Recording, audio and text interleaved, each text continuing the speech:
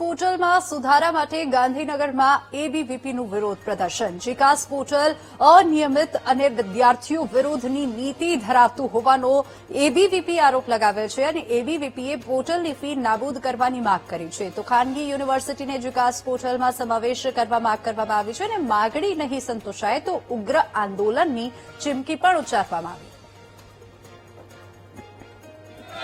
આપ સૌના ધ્યાનમાં છે કે છેલ્લા કેટલાય સમયથી જીકાસ પોર્ટલ દ્વારા વિદ્યાર્થીઓને કેટલી તકલીફ પડી રહી છે।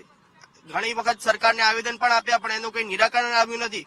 આજે વિદ્યાર્થી પરિષદ બે મુખ્ય માંગ સાથે આગળ વધી રહ્યું છે।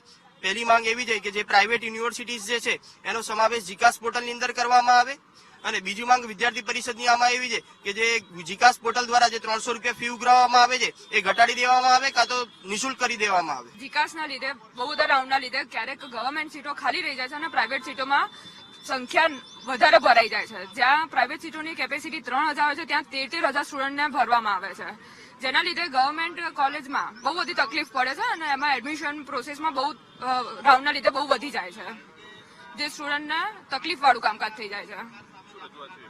એટલે એબીવીપી દ્વારા સરકારને એ જ માંગ છે કે પ્રાઇવેટ યુનિવર્સિટીઓને જીકાસની અંદર એડ કરવામાં આવે અને બીજો મુદ્દો એવો છે કે જે 300 રૂપિયા ફીસ છે એની એ ઘટાડવામાં આવે કાં તો નિઃશુલ્ક કરવામાં આવે।